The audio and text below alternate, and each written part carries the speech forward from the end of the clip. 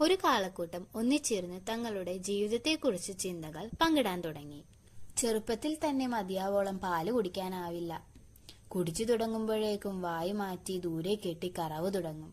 വലുതായാൽ പിന്നെ എന്നും പണി തന്നെ. എത്രയെത്ര ഭാരം വഹിച്ചു നടക്കണം. നുകം കഴുത്തിൽ കയറ്റി വെച്ച് എത്ര നടക്കണം. എത്ര കഠിനാധ്വാനം ചെയ്താലും നല്ല അടിയും വാങ്ങിക്കൂട്ടണം. ഒടുവിൽ വയസ്സായാലോ നമ്മളെല്ലാം അറവുകാരന്റെ അടുത്തെത്തും. അയാൾ കത്തിയെടുത്ത് മൂർച്ചയേറിയ വായ്ത്തല കൊണ്ട് കഴുത്തിനൊരു കൊത്താണ്.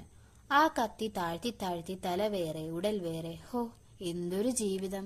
എത്ര ക്രൂരതകൾ അനുഭവിക്കണം. ആ ഒടുവിലത്തെ അറവ് ഒന്നില്ലാതാക്കണം എന്ന് എല്ലാ കാളകളും കൂടി ചിന്തിച്ചുറപ്പിച്ചു. ഇതിനവർ ഒരു ഉപായം കണ്ടെത്തി.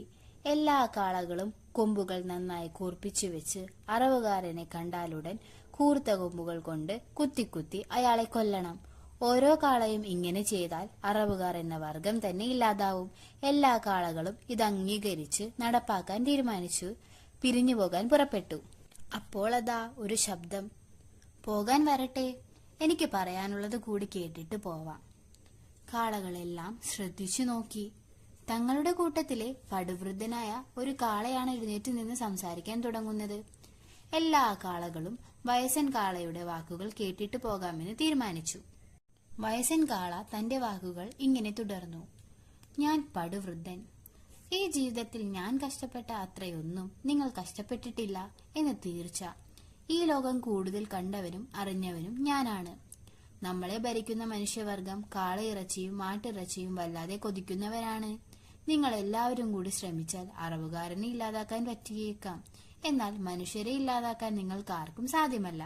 അറവുകാരില്ലാതായാൽ ഇറച്ചിക്കൊതിയരായ മനുഷ്യർ കത്തിയെടുത്ത് എങ്ങനെയെല്ലാമോ കുത്തിയായാലും നമ്മളെ കൊല്ലും. അറവുകാരുടെ അറിവിന്റെ സാമർഥ്യമൊന്നും അവർക്കറിയില്ലല്ലോ.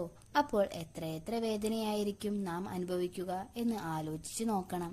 ഒരു 10 മരണവേദനയെങ്കിലും അനുഭവിക്കാനും അവസാന പ്രാണൻ പോകും വരെ കൊടും വേദന തിന്നാനുമേ ഈ സൂത്രം ഉപകരിക്കൂ. വലിയ ബുദ്ധിമുട്ട് കൂടാതെ ഇപ്പോൾ മരിക്കാനുള്ള ഭാഗ്യം ഇല്ലാതാക്കരുത്.